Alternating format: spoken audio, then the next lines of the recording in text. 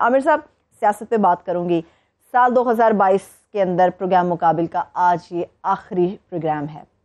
اس سال 2022 کی ابتدا پاکستان کے لیے آپ کے لیے کیسی رہی، کیسی ہوئی، اور اس کی انتہا آپ کیسی دیکھ رہے ہیں؟ یہ بڑا اچھا کیا کیونکہ ہمارا یہ آخری پروگرام ہے اور ہم اگلی دفعہ ناظرین کو اگلے سال ملیں گے. سب سے بڑی خبر تو یہ ہے کہ میں نے 92 دوبارہ جوائن کر لیا. زبردست زبردست. اس سال میں. دوسرا میں سمجھتا ہوں کہ سال کی ابتدا اتنی بری نہیں ہوئی تھی. اکنامک فرنٹ پہ بڑی اچھی خبریں آ رہی تھیں کہ ہم گروتھ ریٹ کی خبریں آ رہی تھیں کہ 5 سے 6% ہمارے یہاں ترقی ہوگی. اس کے بعد ہمارے جو قرضہ جات کے فگرز تھوڑے سے بہتر ہو رہے تھے. اس کے بعد لا اینڈ آرڈر ریلیٹیولی ٹھیک تھا، مگر اس کے باوجود مہنگائی تھی.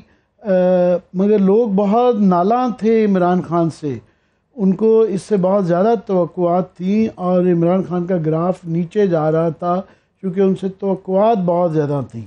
دوسری بڑی خبر پھر یہ آئی کہ جب عمران خان صاحب کو فارغ کر دیا گیا، ایک دم سے وہ ایک 2-3 مہینے میں یہ تیاری کی گئی اور وہ جس طریقے سے کیا گیا وہ بھی سب کے سامنے تھا.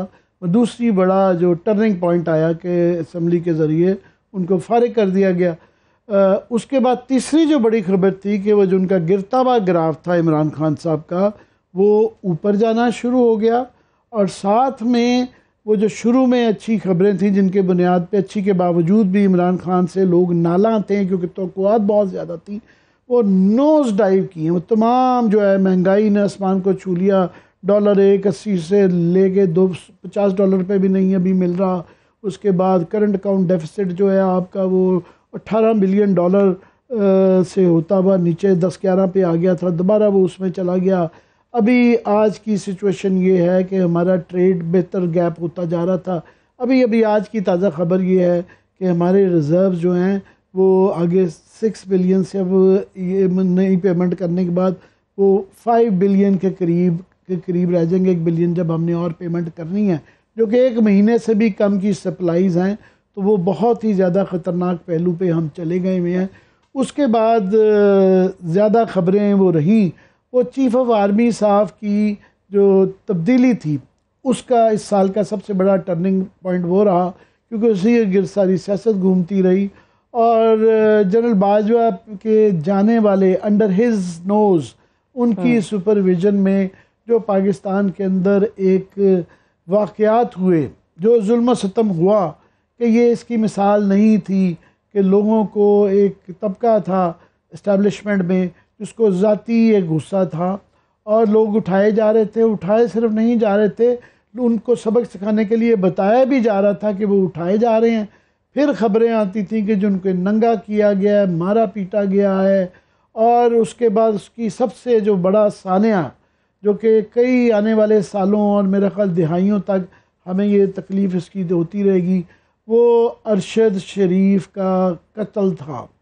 ارشد شریف کا قتل جو ہے نا، میں سمجھتا ہوں جب سے وہ ہوا ہے ابھی تو 3-4 ماہ ہوئے ہیں اور وہ ابھی بھی یہ گھاؤ ہے اور ابھی بھی اس کی تصویر دیکھتے ہیں تو رونا آ جاتا ہے. تو میں سمجھتا ہوں کہ اس پورے سال کا جو ایک سب سے بڑی خبر اور سب سے تکلیف دہ تھی وہ ارشد شریف کا قتل تھا.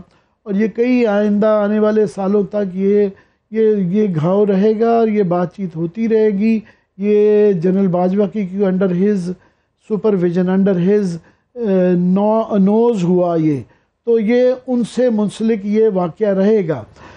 گو کہ نئی آرمی کے اندر تبدیلی، نئے آرمی چیف آ گئے ہیں، پر یہ ابھی بحثیں چل رہی ہیں، سول ملٹری کی ایک کشمکش ہے.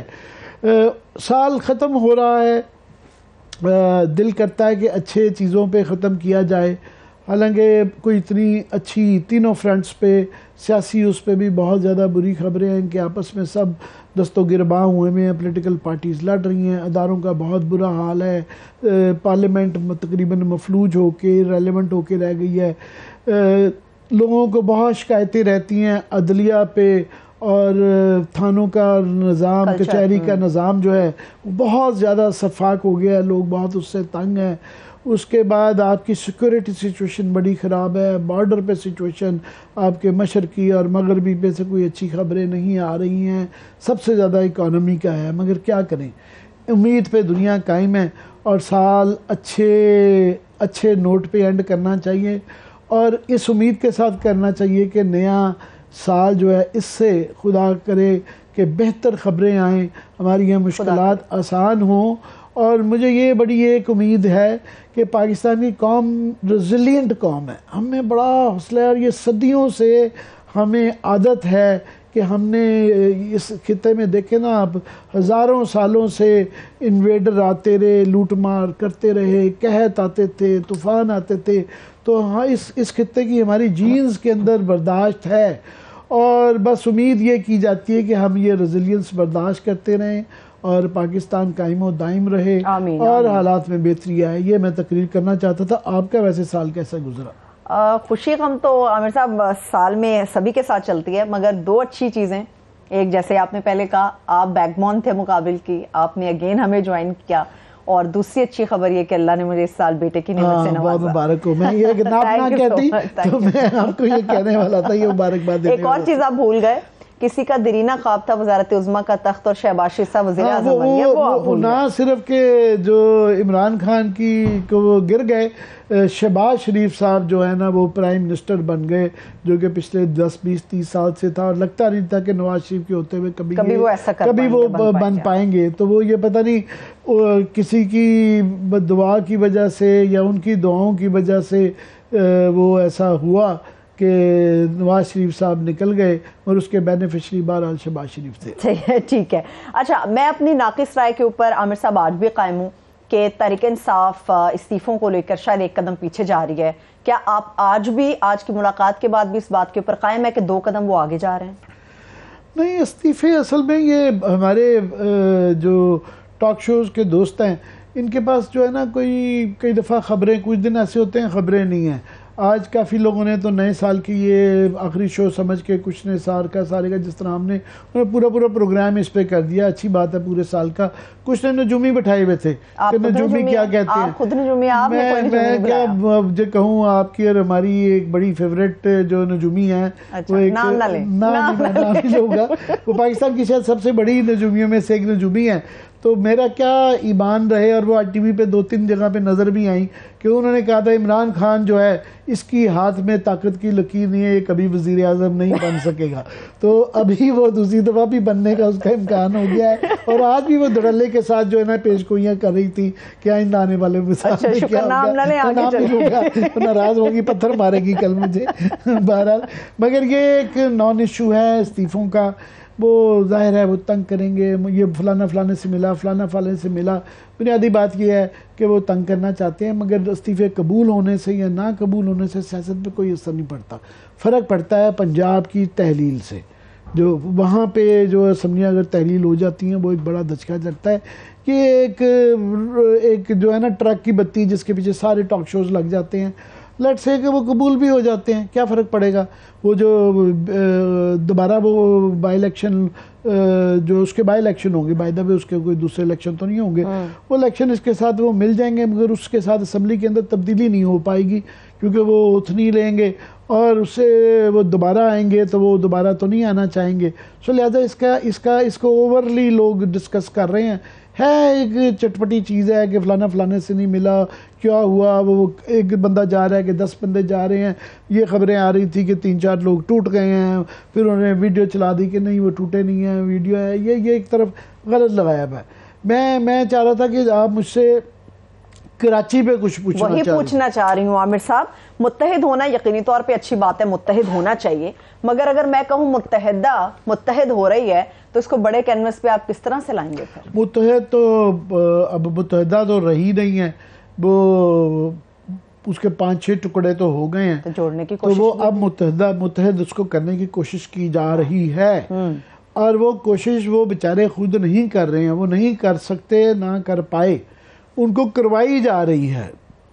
یہ جو عمران خان بار بار کہہ رہے ہیں کہ ان کو شک پڑ گیا کہ الیکشن نہیں ہوں گے, اور وہ اشارے دینے شروع ہو گئے ہیں کہ جو ہے خفیہ ہاتھ اتنے پولیٹیکل نہیں ہیں, تو اس کی ایک نشانی یہ آ رہی ہے کہ جس طریقے سے ایم کیو ایم کو اکٹھا کیا جا رہا ہے, آج جو ہے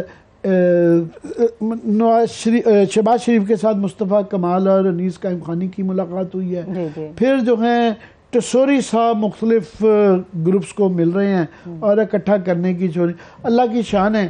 یہ ٹسوری صاحب آج وہ سندھ کے گورنر بھی ہیں اور وہ ان سب کو اکٹھا کر رہے ہیں. وہ ایک قسم کا قائد، کراچی کے قائد بن چکے ہوئے ہیں. بھائی بھی آ رہے ہیں. بھائی کا میں بتاتا ہوں کہ کوشچن سب سے بڑا ہے بھائی سے پہلے یہ ہے کہ یہ کیوں کیا جا رہا ہے. تو وہ کلیئرلی نظر آ رہا ہے عمران خان کی طاقت کو کراچی میں توڑنے کے لیے کیا جا رہا ہے کہ کراچی میں اس وقت کیونکہ 50-60% سیٹیں جو ہیں وہ پی ٹی آئی کی ہیں. جو الیکٹڈ سیٹیں ہیں میرا اس میں سے غالباً 9 اس وقت پی ٹی آئی کی ہیں، 11 تھیں، 2 انہوں نے لوز کر دی، ایک واڈا صاحب کی وجہ سے اور ایک یہ حکیم بلوچ صاحب جو ان سے ادھر چلے گئے، ان کی اپنی سیٹ، دونوں ان کی اپنی سیٹیں تھیں، دونوں انہوں نے لوز کر دی. اور 5 جو ہیں وہ غالباً ان کی پیپلز پارٹی کی ہیں اور کراچی سے 4 ہیں ایم کیو ایم کی، 2 ان کی حیدرآباد سے ہیں. تو یہ دونوں کی ملا کے اتنی ابھی بھی جو ہے نا پی ٹی آئی کی ہیں. تو وہ پی ٹی آئی کے پیچھے اب ورنہ دیکھیں نا نون لیگ کی شہباز شریف کو کیا ضرورت ہے کہ مصطفیٰ کمال کو بلا کے کہیں کہ آپ خالد ببل صدیقی کو کہا جا رہا ہے کہ ان کے انڈر جو ہے نا جتنے گروپس ہیں اس وقت، ایک ڈاکٹر فاروق ستار کا ہے سنا ہے، وہ بھی آ کے اس میں ان کو بھی مائل کیا جا رہا ہے کہ آپ بھی اس کے اندر ضم ہو جائیں. اس کے بعد یہ مصطفیٰ کمال اور انیس قائم خانی کو لایا جا رہا ہے. پیپلز پارٹی نون لیگ بھی یہ کر رہی ہے اور پیپلز پارٹی شرجیل میمن کا میں بیان دیکھ رہا تھا، وہ بھی فرما رہے تھے کہ ہمیں کوئی تکلیف نہیں ہے. ظاہر ہے ان کے کولیشن پارٹنر سندھ میں بھی ہیں، یہاں بھی ہیں، تو ان کو یہ نظر آ رہا ہے کہ ہم تو پی ٹی آئی کا زور جو ہے نا وہ کراچی میں نہیں توڑ سکتے اور ہمارے پاس یہ سیٹیں آ نہیں رہی تو پی ٹی آئی کے پاس نہ آئیں. تو اس وجہ سے یہ سارا زور لگایا جا رہا ہے، مگر ان کے اوپر بھی بیونڈ ہے. اب آ جاتے ہیں آپ کے اصلی سوال کے اوپر کہ الطاف بھائی آ رہے ہیں کہ نہیں آ رہے. میرا خیال ہے وہ آ نہیں سکتے ہیں، مگر ان کی انوالومنٹ بھی یہاں پہ جو بڑھتی ہوئی جا رہی ہے. جیسا کہ فار ایگزامپل ایک تو انہوں نے خط لکھا ہے نا چیف آف آرمی سٹاف کو کہ آپ میرے متعلق کوئی بڑے جذباتی سے الفاظ ہیں وہ کیے جائیں. دوسرا ان کی نظر آتا ہے کہ وہ ان کی بینر شینر یہ وہ ان سے جو منسلک لوگ تھے وہ ایکٹیو نظر آتے ہیں. ویڈیوز آتی ہیں کہ جب ان کا لگتا ہے کہ ان کا تھوڑا سا چانس بن گیا، پیسہ آنا شروع ہوتا ہے. ویسے ان کے وہ گھر کے مقدمے چل رہے ہیں، ان کا گزارا نہیں چلتا، پر وہ پتہ چلتا ہے جی کہ امریکہ میں جو چیپٹرز بیٹھے ہوئے ہیں ان کے جو سیلز ہیں وہ ڈونیشن دینا شروع ہو جاتے ہیں، پیسہ بننا شروع ہو جاتا ہے. پرابلم یہ ہے کہ الطاف حسین جو ہے جس طرح کی باتیں کر چکے ہیں پاکستان کے متعلق، جس لائن کو کراس کر گئی ہیں.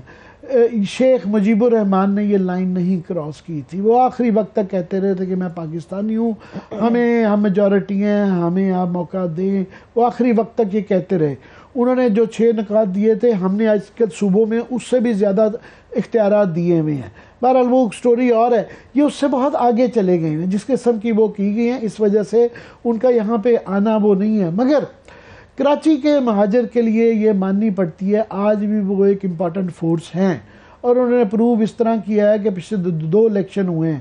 ایک یہ الیکشن جو ابھی حال ہی میں بائی الیکشن جو 2 ہوئے ہیں، انہوں نے بائیکاٹ کا اعلان کیا اس میں بھی، اور 2018 کے اندر بھی. 2018 میں بھی جو ہے کراچی کا ووٹر نہیں نکلا، اسی لیے ان کی کراچی سے 4 سیٹیں نکلی اور 50 سے 60% مہاجر ووٹ نکلا ہی نہیں.